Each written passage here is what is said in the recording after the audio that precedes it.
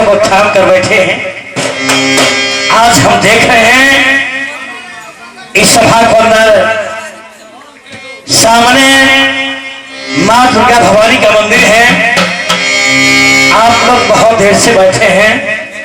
हमारे पार्टी जो आए हैं नेपाल से सीधा जिला से चलकर यहाँ मां भवानी की प्रांगण में एक बार माता भवानी के नाम से आप लोग जयकार देने में कमी नहीं कीजिएगा, क्योंकि माता की दरबार में आए हैं, उससे एक बार जयकार होना चाहिए।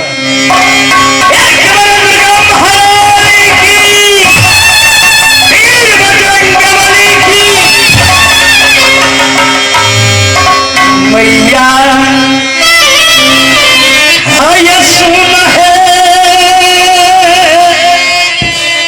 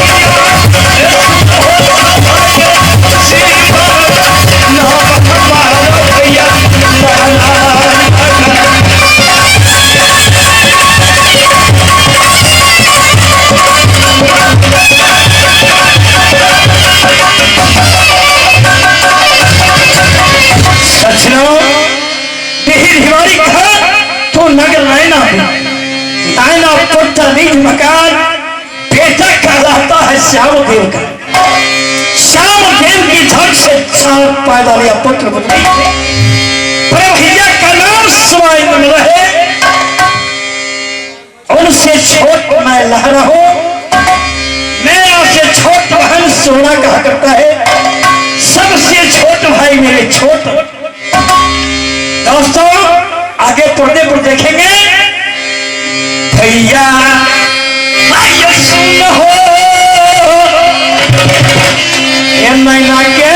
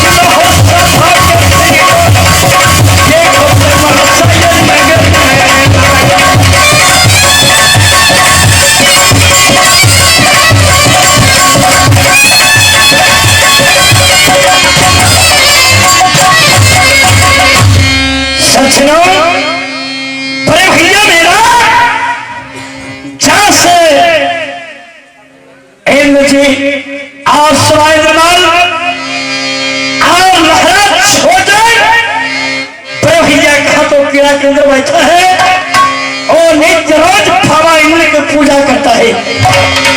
मेरा बाबा 80-90 को 90 जा रहे हैं।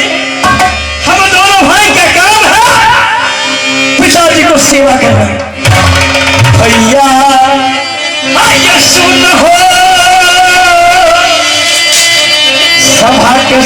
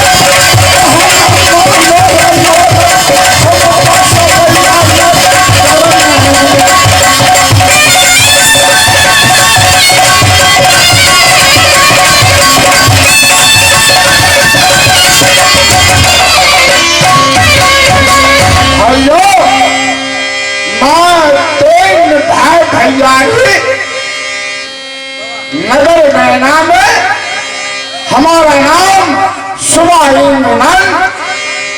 और मेरा से छोटा भाई लहरा पड़ता तैसे छोटन और बहन दुलारी सोना है। पिता कहलाता समदेवा का, हम इंद्र बाबा का फुलदरिया हूँ। नित्य दिन इंद्र बाबा को पूजा करता हूँ और इंद्र बाबा से अमर ढोल अमर लकड़ी मैं वरदान को पाया है। इंद्र बाबा बोला कि बेटा तुम जिस दिन से जन्म लिया मेरा पूजा किया तो लकड़ी को मारेगा होकार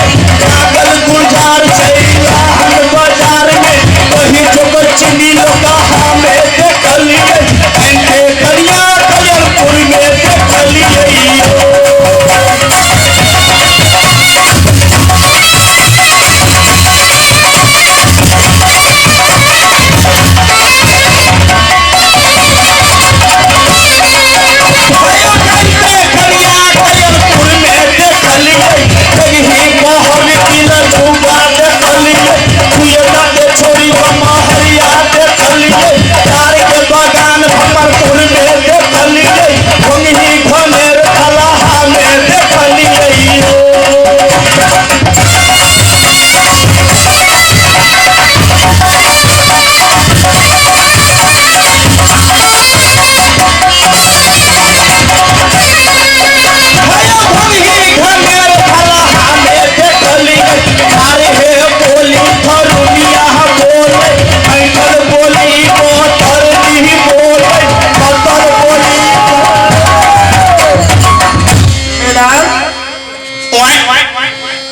अरे वार का पत्थर नहीं बोलो आए बोलो आए मेरा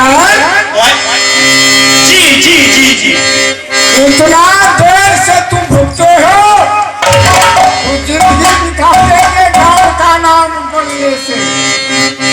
अब हमारा भाई छोटन भाई मेरा और बहन सोना क्या कहना है महाराज का बहन सोना का शादी करना है।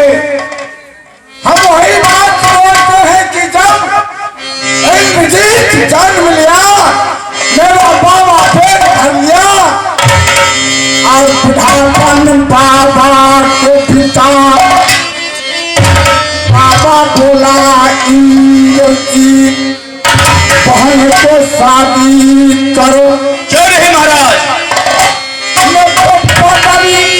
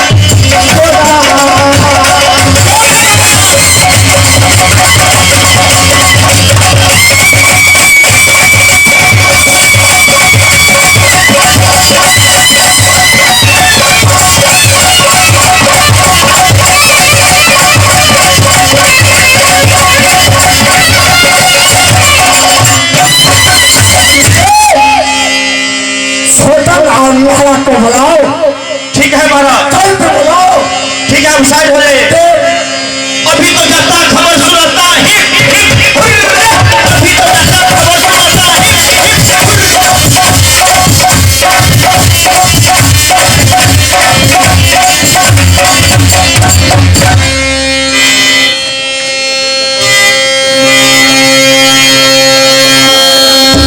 अरे भैया की जय हो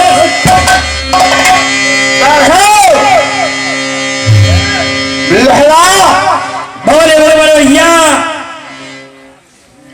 तुम तो मैं इंद्र बाबा का फुलठैया क्यों नहीं बोले भैया तो उठते हैं इंद्र बाबा को पूजा करते हैं और तुम दोनों बाबा पेट भर लिया है बाबा को सेवा करते हो। अवश्य मेरे भैया और बाप माँ दुनिया में सबसे पद है जो कोई तीर्थ जाता है काशी जाता है और प्रयाग जाता है अवश्य और माँ बाप को सेवा करने से उसको पुण्य मिलता है।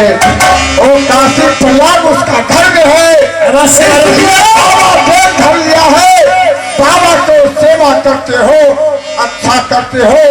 मैं इंद्र बाबा का फुलझड़िया हमारा घर में थी वही कुमार बोले भैया सोना पियो वही बहिनिया गई छो माली के संग में फूल लोहित माली पूजा करता शिव बाबा के अवश्य अयम की शादी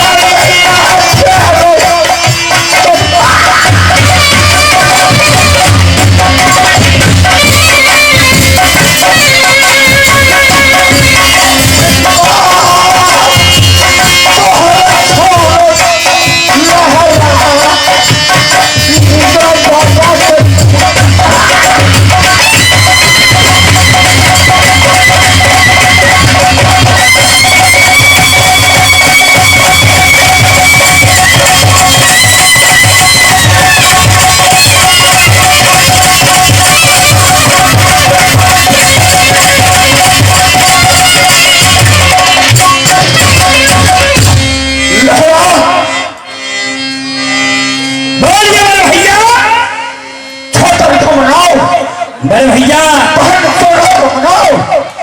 मैं बहन सोना का मजा लेता हूँ और सबके साथ में पंडित को बुलाओ। बड़े भैया लहरा जो है आपकी सेवा में हाजिर छोटा अपने बाबा को संग में हाजिर है। क्यों हो रही आज मेरा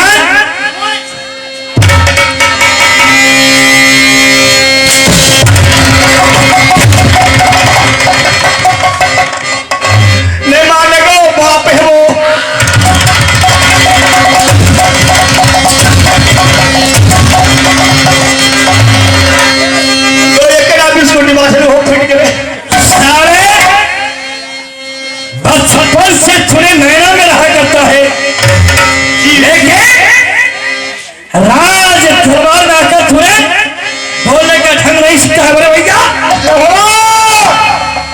मत मारो, ये नैना का खिलौना है, नैना खिलौना को मारेगा अच्छा नहीं होगा। लहरा ये निरंज है, नैना को खिलौना है। महाराज हमको 4 ठो बीमारी हुआ है। क्या बीमारी है? हमको मत मारिए। कौन सा बीमारी तुम्हें से पकड़ लिया है? चलो चिड़िया का गाड़ी पछाड़ी है छे। कौन ऐसा चलता है तो फिर आगे पीछे नहीं होता। एक और है महाराज। क्या है? खाए ले जाए तो भूख लग जाए। सुनो, हर बात थोड़े मखौल करता है मेरे भैया के सामने। नहीं, एक और है महाराज। क्या है? सुते जाएगी तो अभी नहीं जाएगी। साला बड़े भैया कहता है जो नैना का खिलौना है, लेकिन तुम। मगर महाराज ये बीमारी तो पक्का है। क्या बीमारी है? ये शर्म वाली बात है। अरे बोल, कोई तो नहीं है। कोई नहीं है? चारा पी जाएगी तो पेशाब को ध्यान देगी।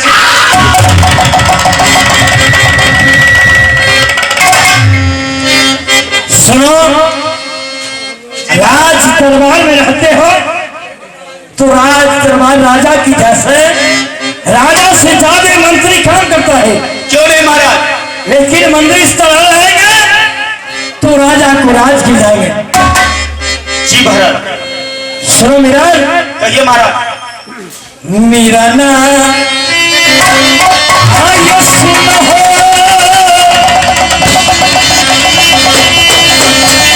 नैना का सामला पहली को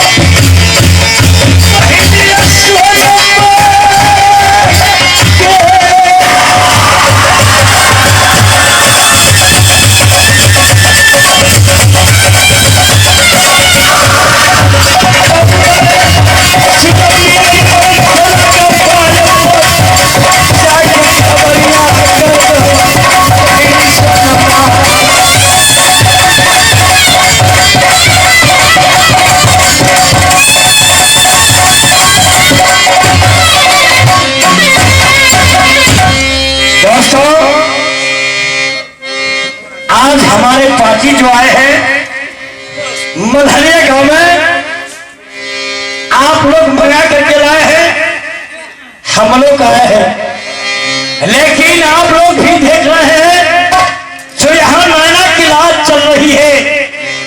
नायना की रात कैसे आप लोग भी देखे होंगे दोस्तों, जो राज दरबार होता है। मेरा बड़े भैया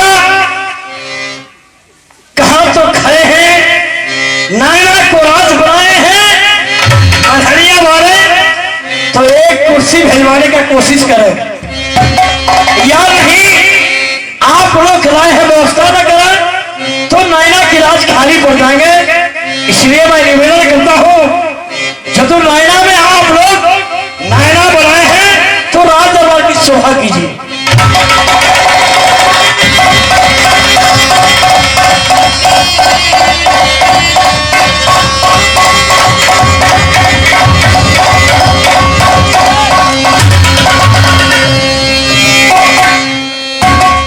चल रहा में बेलोस यादव भैया सुना हो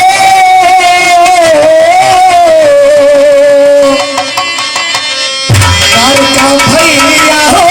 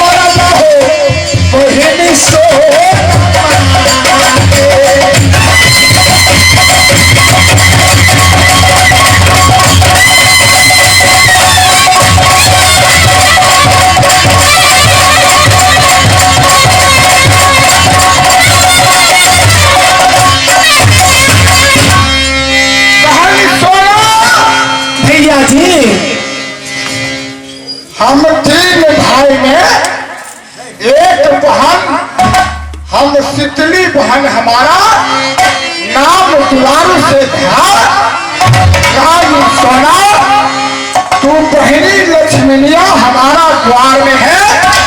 भैया जिस दिन से जन्म लिया बहन, मेरा दरबार में 2 बखारी था, अभी 7 बहन तू लक्ष्मी बनके मेरा द्वार में आया। आज लक्ष्मी बनके किसी दिन मैं इस द्वार से कन्या दान करके तुमको दूसरा क्लास शादी करेंगे बहन। तो सही बात है भैया जी। बड़े भैया आप बैठ जाइए, बहन सोना को मैं समझा देता हूँ। कहिए भैया। बहन सोना। हाँ भैया जी। अरे संसार में जो जितना माई बाप है, बहन है, और जिसकी घर में बेटी है उसका बहुत आभार है, क्योंकि जिसका घर में पुत्री पैदा लिया है, जिसका बहन है, बेटी है, वो जब तक कुमार है उसका पिता की बहुत आभार है बहन। बड़े भैया तुझे कह नहीं सकता, हम दोनों भाई बहन एक जोड़ीदार है। एक समय का है, एक कॉलेज में पढ़ते हैं, तो मैं तुझे समझा देता हूँ बहन। अवश्य भैया समझाइए। बहन तुम अविवाहित हो, बड़े भैया और बाबा 80-90 को नांगरे जा रहे हैं। बाबा हर वक्त कहता है जो बेटा 3 भाई में एक बहन सोना है, दुलारू से तुझे सिकली कहा करता है। और बाबा को भी याद है, पर भैया को चिंता है जब बहन सोना की शादी करेंगे। बहन भैया इसलिए तुझे बुलाया है, जो मुंगिया नारी और मालिक को लेकर हर वक्त कहाँ जाते हो? अपने बाग में, और शंकर बाबा को मंदिर में जाती हो। वहां भैया जी तूने पूजा करने में जाती है। हर रोज में मालिक से फूल मंगवा करके और भोलेनाथ के पूजा करने के लिए जाती हो भैया जी। वही बात बता रहा हूँ, तू अभी बच्ची नहीं है, अब सियान हो चुका है, इसीलिए मैं तुझे समझा रहा हूँ। भैया पीला रख दिया है, जो ये किला की जो ऐसा माय का लाल पैदा हुआ, मेरा भर की सोना की पान कबीरा था। मैं भोगावल पंडित को भैया ने बुलाएंगे और वो जाएगा गाँव के नाम छलांग मारेंगे। बहिनी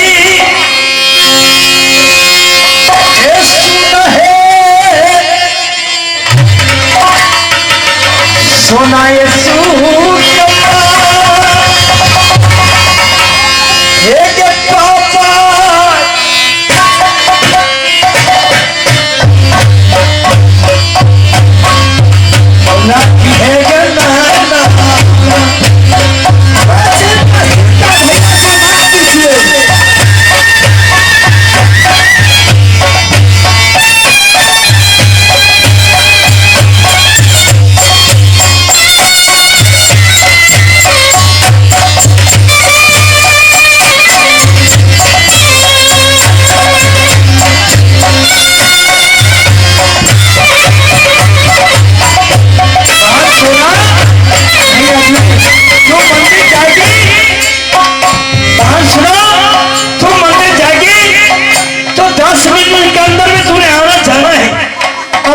ये आप तुझे घंटा भर मंदिर में नहीं छोड़ा जाएगा।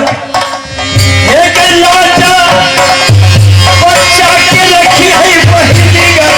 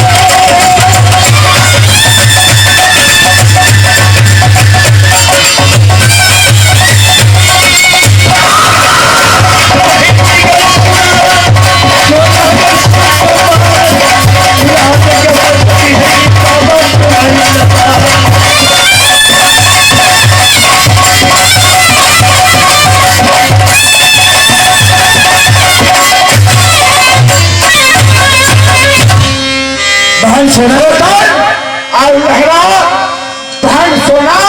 बोले बड़े भैया मेरा धन हो गया इंद्र बाबा को पूजा करने के लिए। ठीक है बड़े भैया, इंद्र पूजा करने के लिए इंद्र फूल और तुम दोनों यहाँ से जाकर के मालिक को बोलो फूल लाएगा। भैया हम पूजा करेगा, तुम जाकर कॉलेज जाओ और छोटे बाबा को सेवा करता है। भैया तुम कॉलेज जाओ, बहन को लेकर कॉलेज जाओ और पूजा करके बहन कॉलेज जाएगा, कॉलेज से लेकर तू बहन के आएगा। भैया आप हो जाते हो, कॉलेज भी जाएंगे, जब पूजा करने के लिए वहां जाएंगे और शादी के जो बात किए भैया होगा अमल पंडित मेरे खिलाफ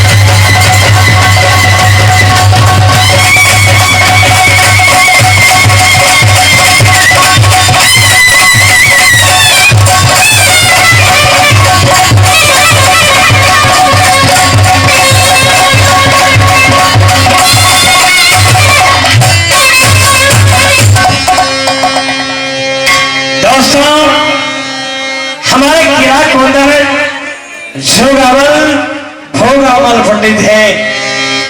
बड़े भैया को कहना है जो 51 किला कहा तो अल्लाह की नाश में पकड़े हैं।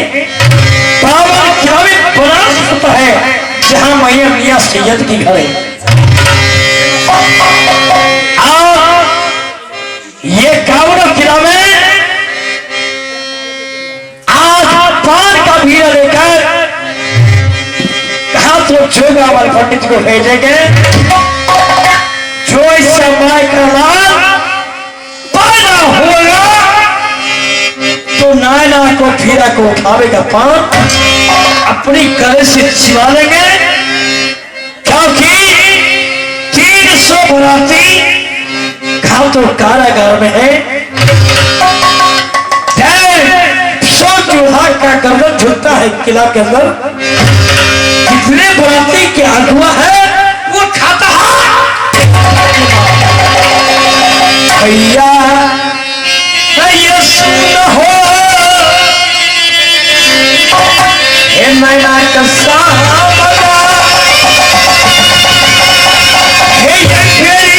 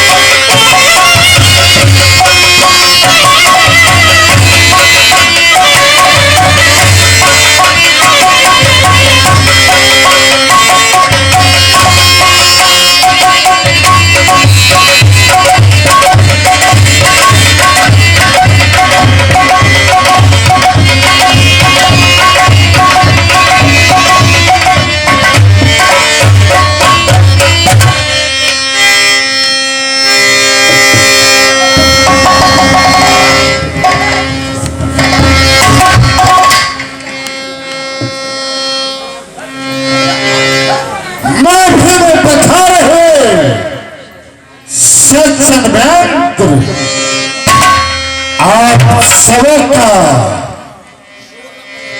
शरण केवल में मेरा सादर प्रणाम है।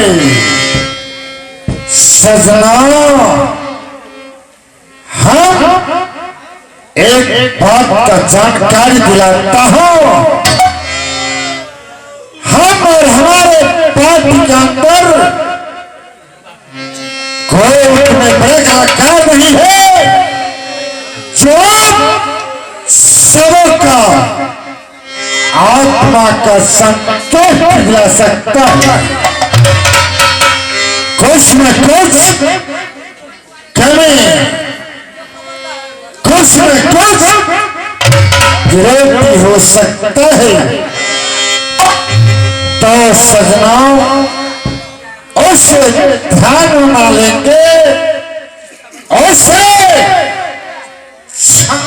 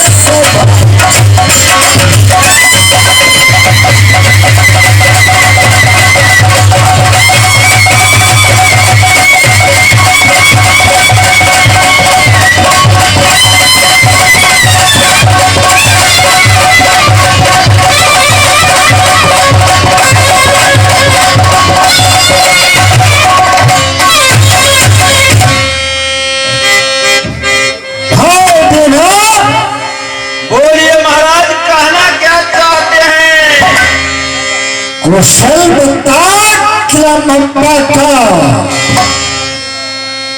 कैसे कुशल में मम्मा का रक्त फर्ज है, कैसे कुशल में मेरा त्याग है।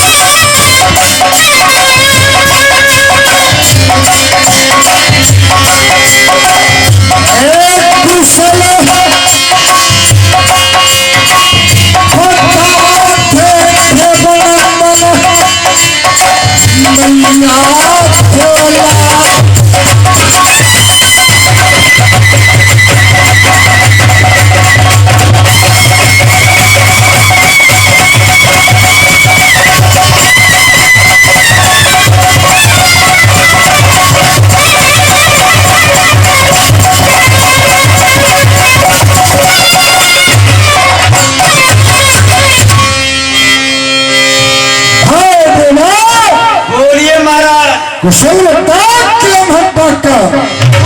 भैया कुशल चाहिए ना। कौन है? सुनिए भैया, सुना। सुंदर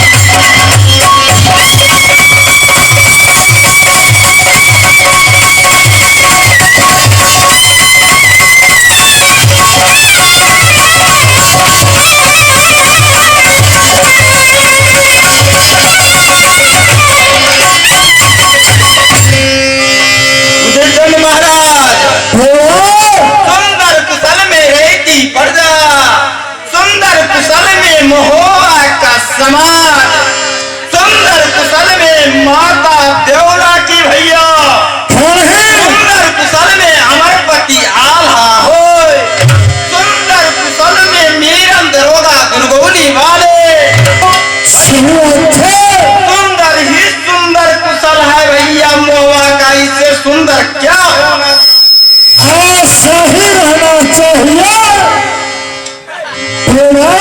और ये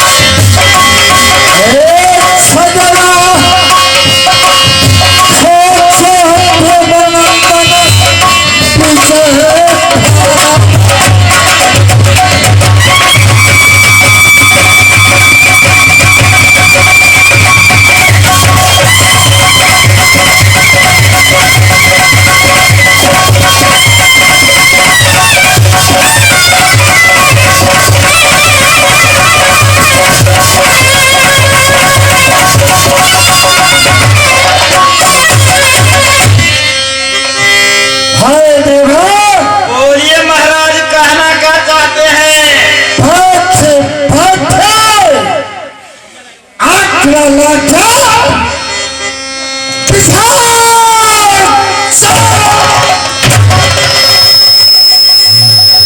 मारना उठे कोठिया में तब चर्चा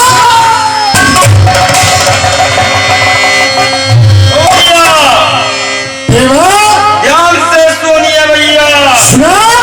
सावन भादो की महिमा है भैया महीना, मेघिया बरसे मुसराधार, पंछी अपने चोंच गाना छोड़े, नाही बनिया बेसाहने जाए। भैया हर रोज कहाँ से झगड़ा इतना ला सकते भैया? झगड़ा नहीं है, नहीं है भैया।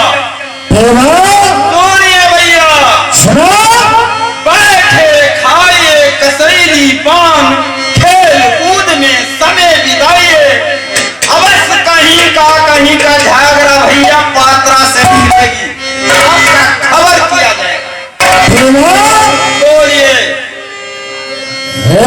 खेत करो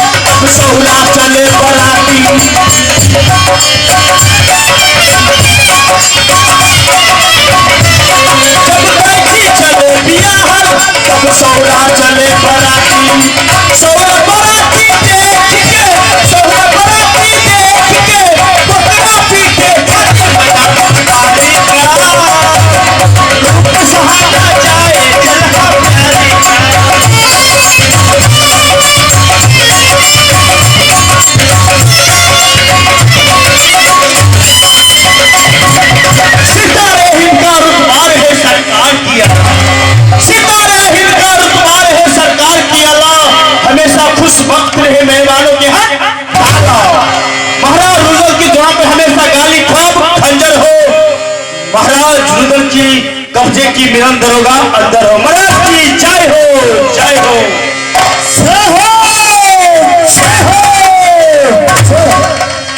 कहिए महाराज। जी देर से कहाँ गया था? महाराज हमको अमल लग गया था, मैंने चला गया पानी पीने के लिए। पानी पीने के लिए गया था? जी जी।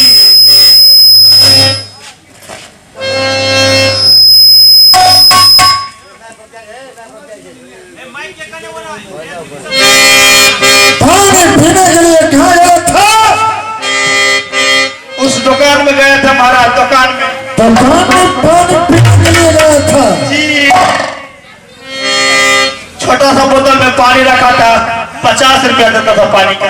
50 रुपया में पानी छोटा सा बोतल में लेकर के तो आया। उसको नाम क्या है हमको मालूम नहीं है। नाम मालूम है?